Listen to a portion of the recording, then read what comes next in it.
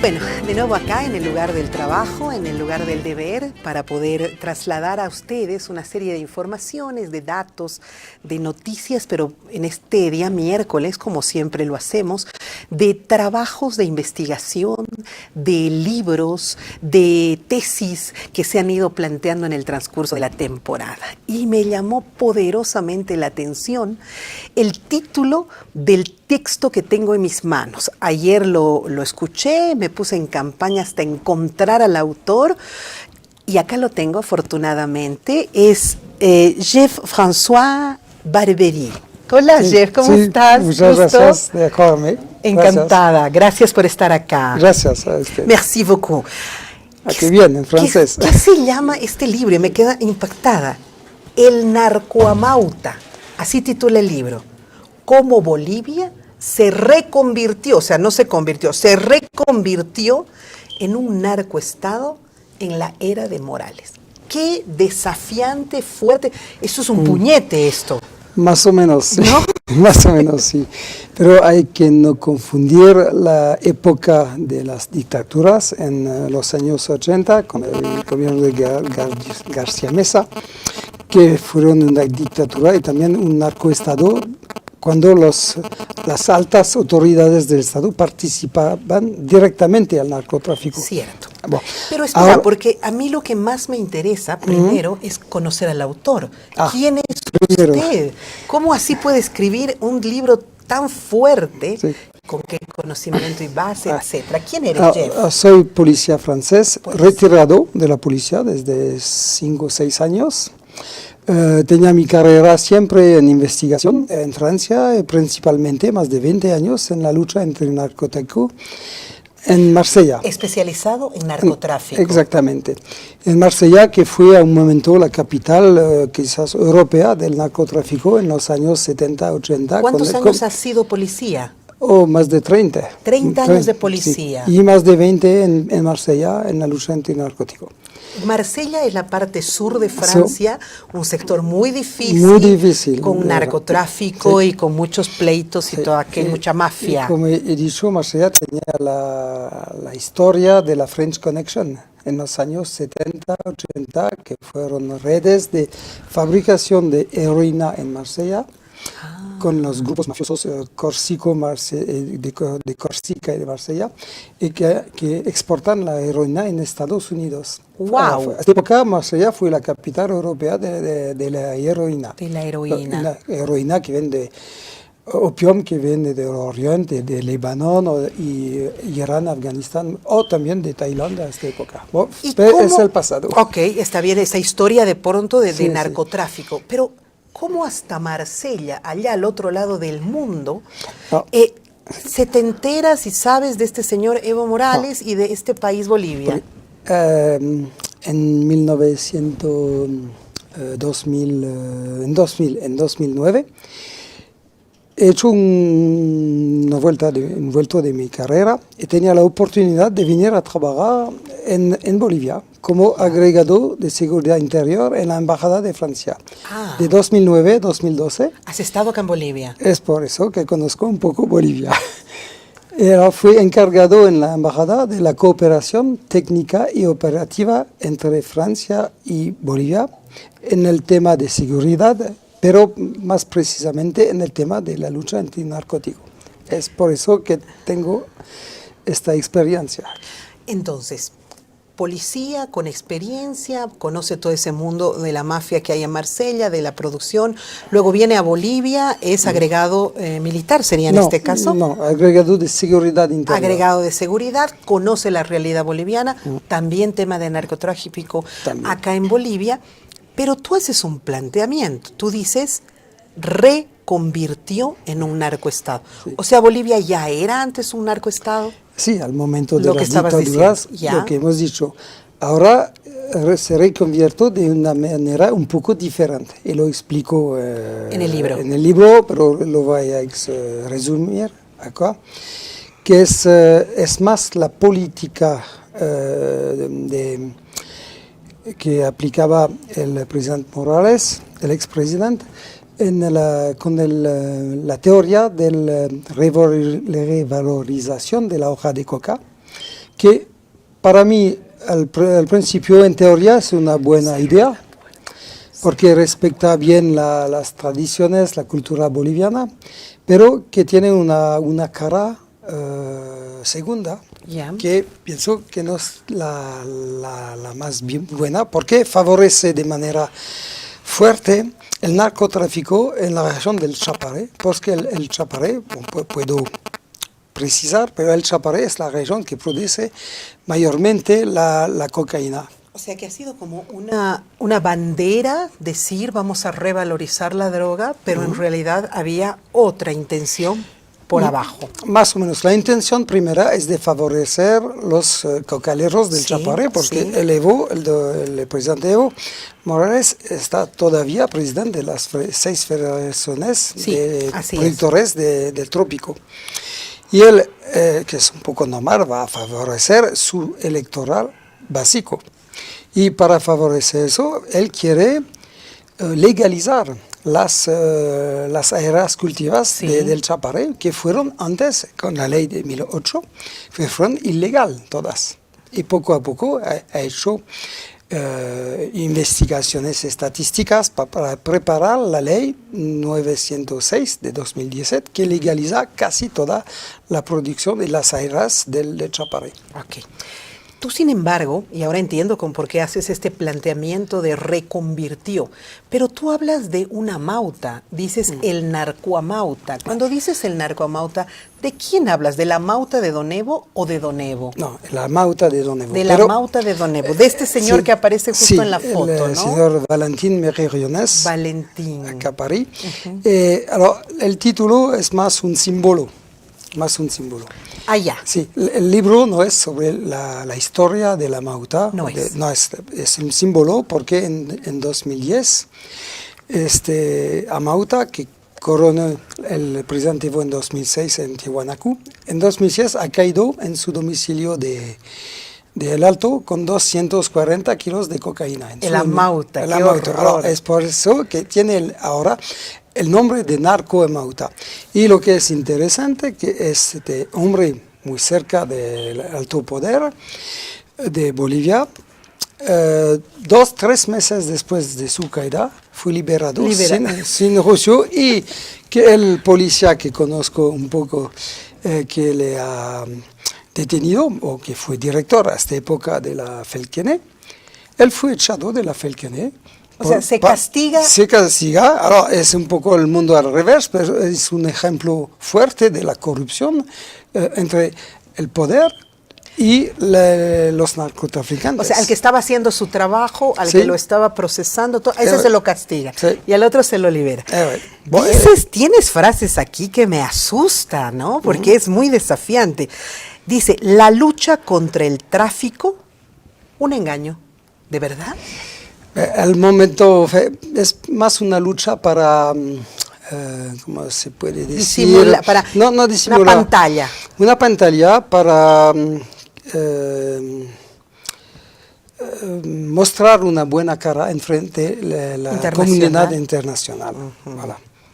Allá, pero en realidad... En realidad, con también la salida de la DEA en 2008, Bolivia ha perdido muchos medios de lucha. Ha perdido la plata para pagar los informantes, por ejemplo, han perdido las escuchas telefónicas que hacían los americanos y todo el presupuesto fuerte que los americanos dan a Bolivia para trabajar y que los americanos de verdad manejan más o menos de manera un poco personal, es la verdad. Pero el americano, cuando estaba acá en Bolivia con la DEA, era el dueño del negocio.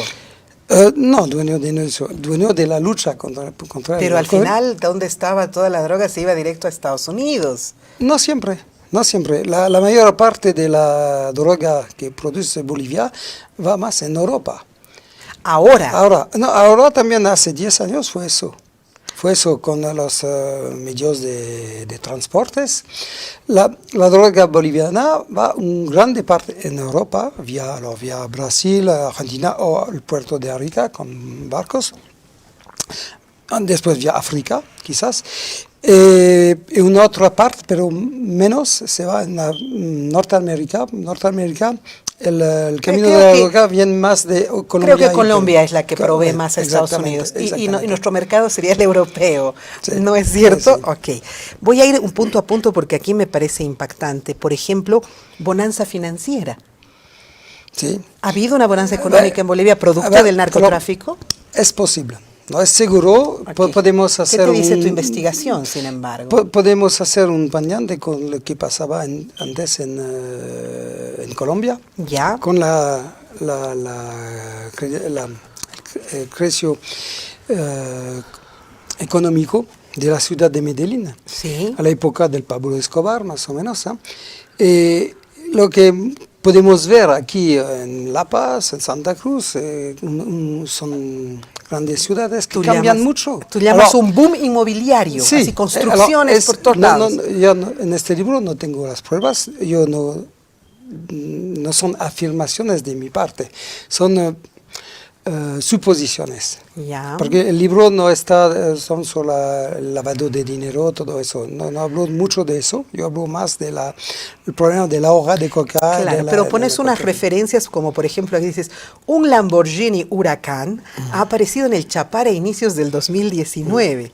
Tienen más clase que los Hammer y se han vuelto casi corrientes. Además dices, de igual manera es interesante notar el boom inmobiliario en las grandes metrópolis como el Alto, Santa Cruz, Cochabamba.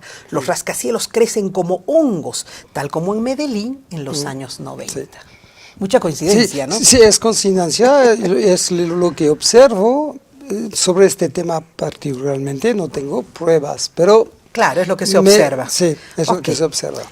Otro subtítulo que tienes dentro del capítulo titulado El narcoestado, otro título que tienes es Cárteles extranjeros. ¿Se han entrado cárteles extranjeros? Están de muchos años, pero el ex gobierno le niegan cada vez, hablando solamente de representantes de carteles que vienen a comprar la droga. Para mí es totalmente falso, y no soy el único a decirlo, porque entre agregados policiales hasta la época, Saben. todos fuimos de acuerdo de constatar la presencia de carteles extranjeros, mayormente colombianos y brasileños, un poco mexicanos. Lo que me hace decir eso es, tengo 2 ejemplares. ¿Tienes dos qué? Ejemplares. Ejemplos, Ejemplos. Disculpa, de mi castellano. Yo traduzco.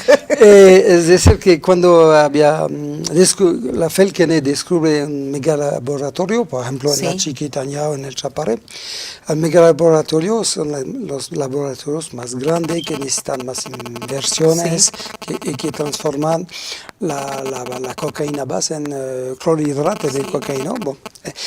Siempre había obreros colombianos, siempre. No es una coincidencia, no sé. Y además, cuando había en Santa Cruz, mayormente, ajuste de cuentas, en grupos de narcos, había siempre autores o víctimas colombianos también. Para mí es una evidencia que es la son pruebas de la presencia de carteles. Mucha coincidencia otra vez, ¿no es cierto? A ver, sin embargo, se especulaba que el Chapo, su hijo y toda su mafia estaba acá. Sí. Y tú me dices que son más bien colombianos y brasileños, no tanto mexicanos. Mexicanos no tenemos las pruebas en los lugares de los laboratorios, pero de ver la presencia de uno de los hijos del Chapo Guzmán en 2011 en Santa Cruz, no es coincidencia. No es una coincidencia. Además se ha venido a sacar cursos de pilotaje de avionetas. Sabemos que las avionetas son utilizadas para enviar la cocaína de la Chiquitania, por ejemplo, hasta Brasil, que está cerca. Que es otro de tus subtítulos. Otro subtítulo que pones son las rutas del tráfico. Y el primero que tú marcas es el de aire, o sea, todo es por el cielo. No. Para mí las dos mayores rutas son por el cielo, efectivamente las avionetas que van de Bolivia hasta Brasil mayormente, pero también Argentina y Paraguay. Pero la otra ruta que está muy importante son los contenedores que salen del país a la exportación vía principalmente el puerto de Arica en Chile y quizás a veces de la ruta que va a Argentina, vía Puerto Suárez o otros lugares. Pero para mí la mayor parte que sale con contenedores es de Arica, pero es muy difícil de verificar los contenedores. Ahora quizás se puede cambiar, mejorar los medios de lucha porque están instalando escáner de contenedores en Chile y también en Bolivia. Bueno. Pues se va a ayudarme, pero también no va a parar el tráfico de esta manera. ¿Tú conoces el Chapare? Un poquito, he ido algunas veces en Chimoré, también acompañé... ¿Oficialmente? Sí, oficialmente, y una vez también acompañé, son mis propias fotos. Son de tus fotos. Sí. Acompañé un equipo de periodistas franceses que tenía que constatar, hacer una investigación en el Chapare de manera oficial en 2011. Y yo fui a participar este reportaje en el Chapare. Bueno, sí, ahí tengo algunas fotografías tuyas, me parece muy interesante porque no hay nada más importante que conocer in situ, ¿no es cierto?, en el lugar donde ahí está. Mira, tu fotografía cuando estás con el uniforme, ¿no? Sí, a veces. Con el uniforme. Yo digo, mira, tú además pones aquí, vamos al capítulo 3, que dices un régimen corrupto que ponía en peligro la democracia. ¿Tú crees que nuestra democracia estaba en peligro? Fui en peligro. Ahora estuvo ya. Se salva un poquito, pero no es acabado los problemas. Yo hago comparaciones más o menos con nuestras democracias en Europa, en Francia. De verdad no tenemos la misma cultura, pero hay muchas cosas que me sorprenden. Por ejemplo, yo hablo de lo que he visto al momento de los gobiernos de Evo Morales. No sé exactamente si existaba antes, pero por ejemplo, que se confunde el partido político y el Estado. Para mí es un escándalo. Es nuevo. Nuevo para ti, claro. Y es un escándalo. Existe un poquito en Europa, en Francia también, pero no de esta manera como aquí. Aquí los altos funcionarios del Estado participar a actos de propaganda del partido al poder, no se hace en Europa eso. Cuando veo por ejemplo, es un ejemplo, la participación de los altos mandos de las Fuerzas Armadas presente al Congreso Anual del MAS, en el primer rango, ¿qué hacen acá? ¡Qué vergüenza! Para mí. No, pero eso es mundial. A ver, dime, ¿dónde se hace eso? No sé. Quizá en Bolivia sola, pienso que... No, hay algún país árabe que deben hacer esos países con unas democracias incipientes. Exactamente, es decir, que se ve en las democracias que a veces digo que no son democracias, son democraturas. ¿Cuál es la diferencia? En la democracia se respeta la libertad de prensa, la libertad de palabra, todas las libertades, la pluralidad de partidos también. Y la democratura es una mezcla, una presentación de democracia, pero en la realidad la prensa está casi sin derecho, más o menos. Los opositores están más o menos en la cárcel, casi todos. Hay la costumbre de enjuiciar los opositores. Es una de las... Bueno, pero ahorita estamos igual, ¿no? O sea, ahora más igual o menos, ha hecho una de cacería de brujas. Exactamente. Es por eso que pienso que Bolivia está enfrente a otros problemas. Se ha cambiado, yo digo por suerte, quizás puede salvar la democracia, pero no estoy seguro. Hay que ver el futuro y hay que cuidar que los nuevos políticos que están al poder hoy y que serán mañana, que no cometan los mismos errores, que no por cometan Dios. los errores. A ver, Si no sirva nada de cambiar el gobierno, No va a sirve. cambiar las cabezas y no y más. nada más. Y toda la lucha de la gente, Bueno, para sí, nada. será para nada. El penúltimo punto que tienes me llama poderosamente la atención porque yo quisiera entender cuál es tu lectura. Dices la nueva discriminación. ¿Hay una nueva discriminación en Bolivia? Pienso que había, porque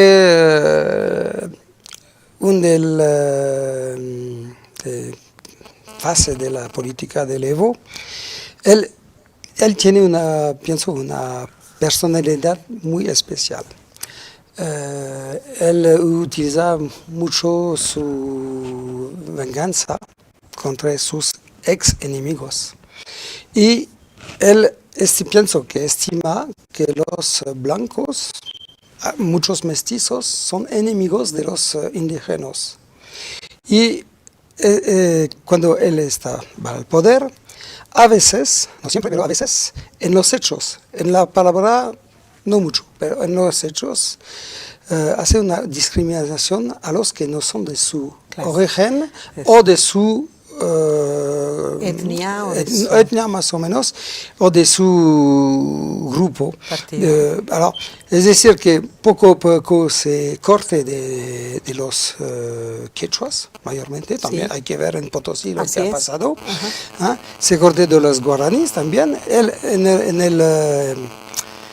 en las palabras dice, soy el presidente de todos los bolivianos y además de todos los indígenas. Bueno, él tenía casi el título de representante más grande de todos los pueblos indígenas de las Américas. Sí.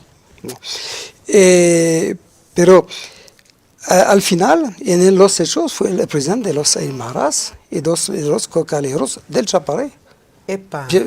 Para mí es lo que he visto y lo analizo. O sea, es al revés. La discriminación ha cambiado. Sí, quizás me equivoco. Yo puedo aceptar las críticas, pero esa es tu percepción. Es mi percepción. Esa es tu lectura. Es una percepción de verdad, una percepción de un europeo, un extranjero. Que no está ni de un lado ni del otro. Sí, pero pienso que el hecho que estoy neutral, extranjero, puede dar una otra vista a la política boliviana, que lo que ha pasado en los últimos años.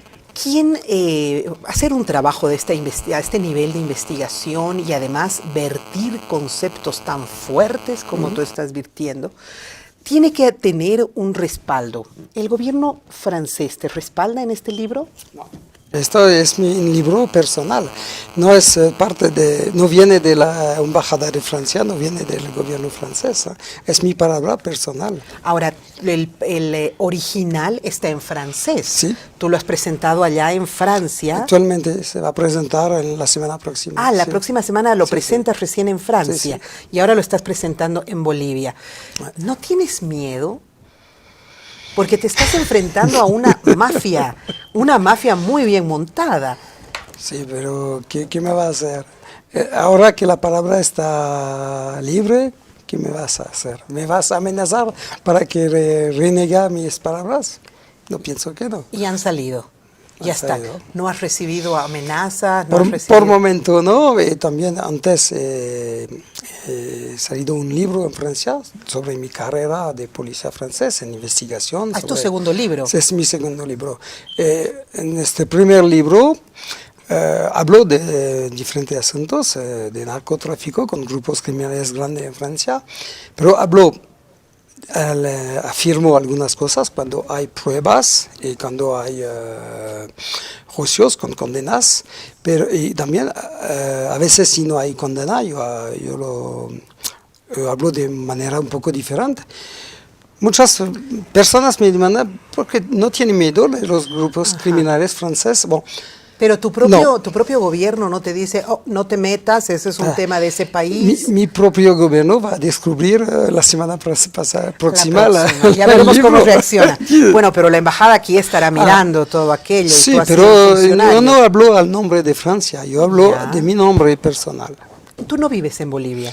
No, pero Ya no. vengo de manera regular a visitar mis amigos, amigas bolivianas, franceses. ¿Ya estás también. retirado tú? Sí, retirado Ya eres en Francia, pero como me gusta escribir, me gusta el país, quería dar un testimonio más o menos de mis análisis sobre el país que puede ayudar a entender la situación quizás.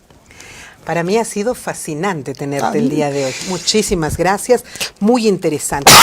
Este libro ha sido editado por Plural, es el lugar donde ustedes lo pueden encontrar. ¿Hay algún número, algún teléfono donde podamos contactar? Sí, no tengo. No tienes el teléfono. Ahora lugar vamos es en Barrio Sopocachi. En Sopocachi. Vamos a ponerlo en pantalla en este momento, el número telefónico donde podemos contactar, pero el libro ya está a la venta. Sí. Ya está a la venta. Primero en Bolivia que en Francia. Sí. Como corresponde. Es un poco de suerte, no más. Aquí. Muchísimas gracias por haber estado en el programa. Ha sido un gusto tenerte. Mucha Muchas suerte. gracias. Encantada. Un Encantado. placer. Encantado. Adiós. Gracias. Gracias. Bueno, el narcoamauta, cómo Bolivia se reconvirtió en un narcoestado en la era de Don Evo Morales. Una pausa, ya volvemos.